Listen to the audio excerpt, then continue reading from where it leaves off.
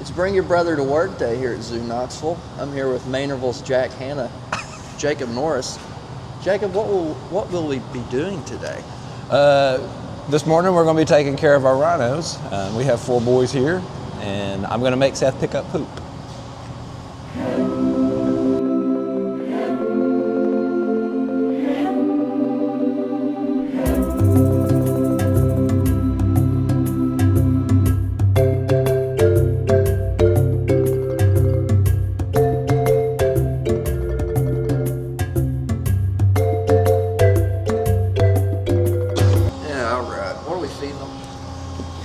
So each rhino gets 50 pounds of hay per day. They also get 5 pounds of grain per day. And then this stuff is a beet pulp and mineral salt mixture to make up for the lack of some minerals that they currently have right now. How much do these boys weigh?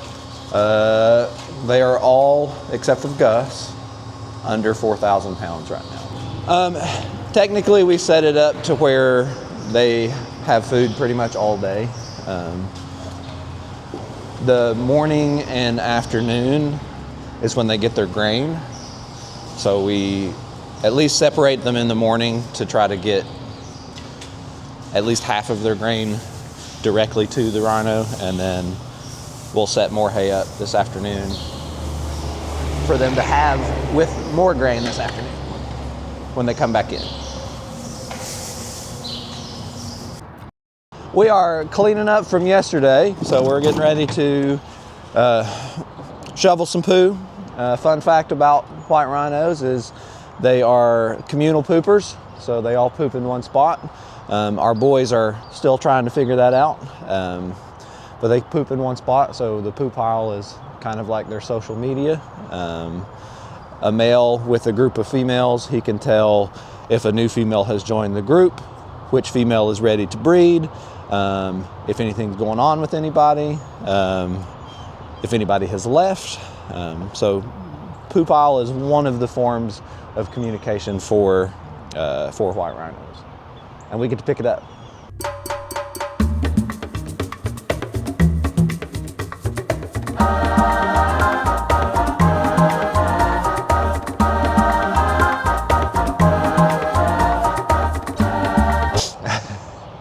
So what we're doing right now, on top of cleaning leftovers from yesterday as well as poop, is setting the yard up for the boys to have today. So we separate them at night to kind of give them a break from each other.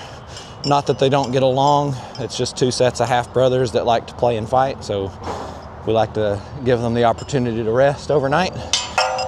And so when we do that, we have to separate the yards, so we have a couple gates that we can close to separate the yards so that everybody has the opportunity to come outside overnight. And to set it up for them in the morning, or for the day, we have to open those gates.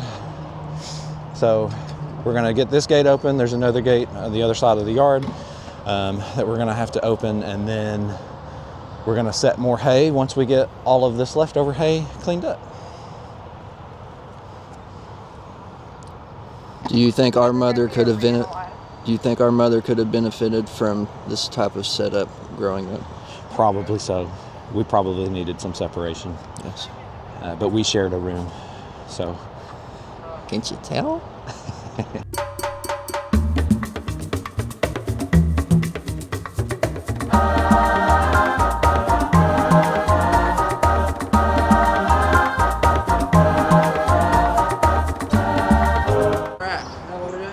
We are picking up the hay from yesterday, so we weigh out their hay every day. So as I mentioned earlier, each rhino gets around 50 pounds of hay a day, and we do weigh it to just kind of give us a baseline of what we are offering them, because we have to, one, watch what they are consuming and make sure that they're eating, but we also have to make sure that what we are offering them and what we are giving them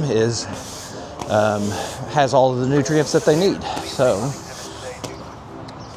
we give them fresh food every day, so whatever they don't eat the day before gets picked up and goes into our compost bin. And then we put down fresh.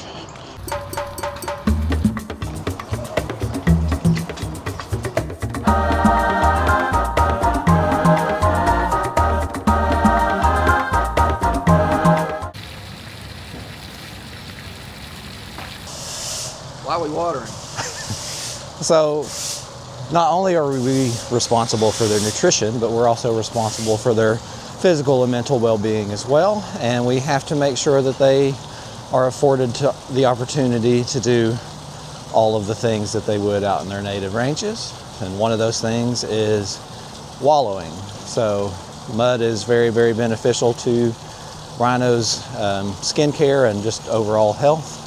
So we have 3 wallows in the yard. We have this one here that they dug themselves. There's another one towards the front of the yard that they dug themselves. And then there's a bigger one that we made for them.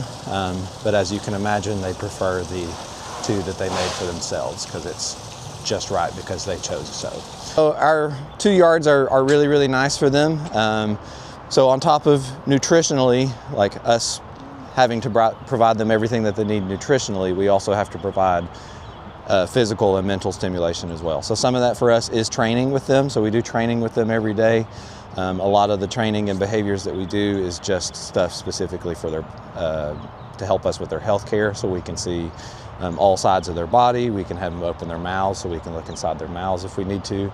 But then the yards itself, we are fortunate enough that the yards do a pretty good job of providing them with everything that they would need or want in their, or that they would have in their native ranges as well. So a rhino's favorite pastime is to cover himself in mud or herself in mud and then rub on stuff.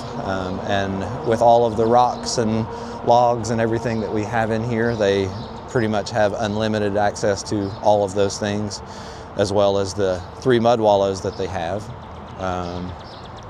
And then we also have some stuff that we have given them as well. So there's a couple of tires in here that they can scratch on.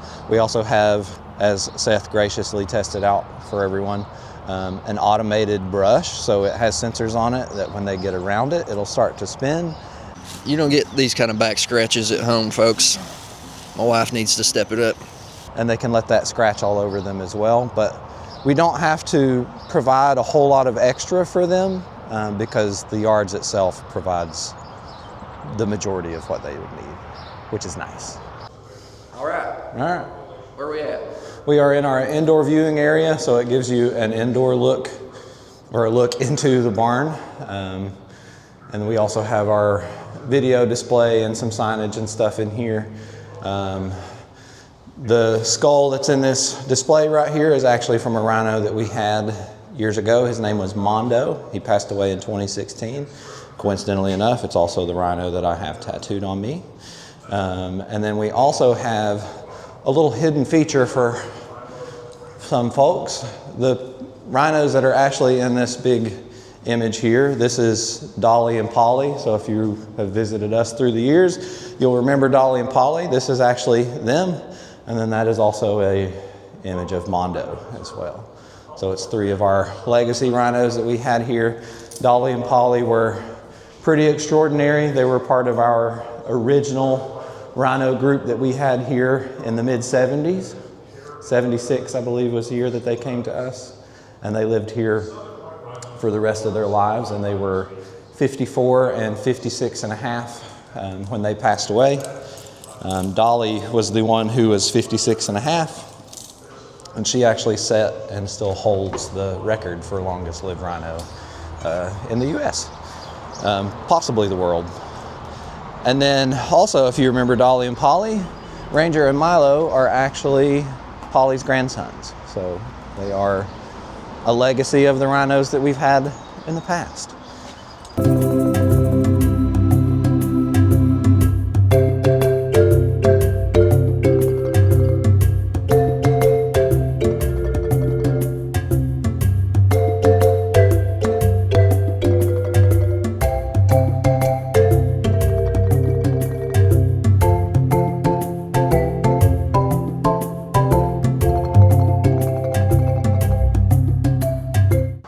So fun fact about rhino noises, White rhino sounds were recorded and synthesized to make some of the dragon noises in Game of Thrones. So Game of Thrones fans, the dragons you're hearing are, some of that is actually white rhinos. So we have 4 boys. We have 2 sets of half-brothers. We have Ranger and Milo, who are the oldest 2. Ranger's 5 years old, Milo is 4 years old. And then the other 2 half-brothers are Gus and Liam. Gus is 4 years old, Liam is 3 years old. Gus and Liam came to us from Ohio. Milo and Ranger came to us from Florida. So we're gonna have these 4 boys at least for the next 4 to 5 years. So rhinos don't reach full maturity. Male rhinos don't reach full maturity until somewhere between the age of 8 and 10, which is when any of these boys could be selected to go be a part of their own breeding group. Right now we are kind of like a finishing school or a frat house for these 4 boys. So the best practices are to keep males away from females until they are old enough to breed. So until these boys reach that age, they're going to be here with us and with these other boys. We are the first facility to attempt to have 4 males together without females. We've had a lot of success with 2 males together without females for extended periods, but we're the first to give 4 a whirl. So far so good. We're doing pretty well so far. All 4 boys get along really, really well.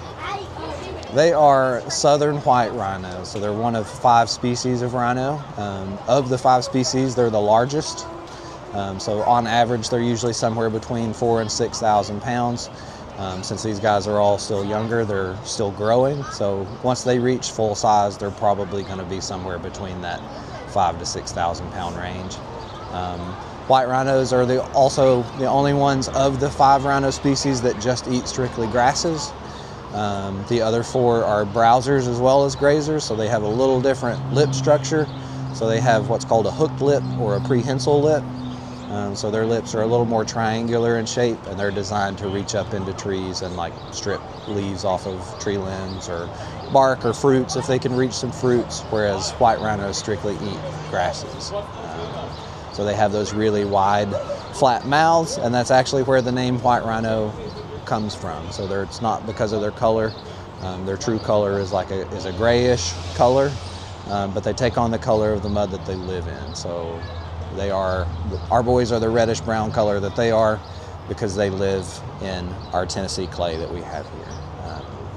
So the white rhino, the name comes from a description of their mouth. So they were being described as wide rhinos or wide-mouthed rhinos. And the name, or the word for wide, sounded pretty similar to white to the people that they were being described to. So that's how they came to be called the white rhinos. The other African species, so these guys are an African species. The other African species is the black rhino. These guys were kind of named first, so therefore, if these guys are the white ones, therefore the other species has to be the black rhino. Black rhinos are a little bit darker in color, but there's a lot of other differences between them as well.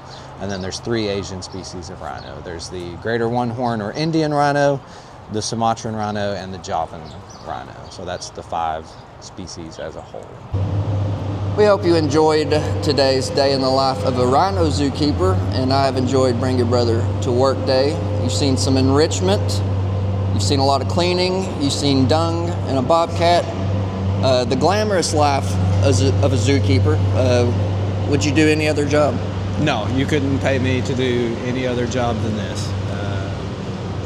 So come out to Zoo Knoxville, see my brother, do the VIP tour. When's the VIP tour? Thursday through Sunday at 10 a.m. Please sign up and come learn about my rhinos. And Mother, we love you, and we did this for you. Love you.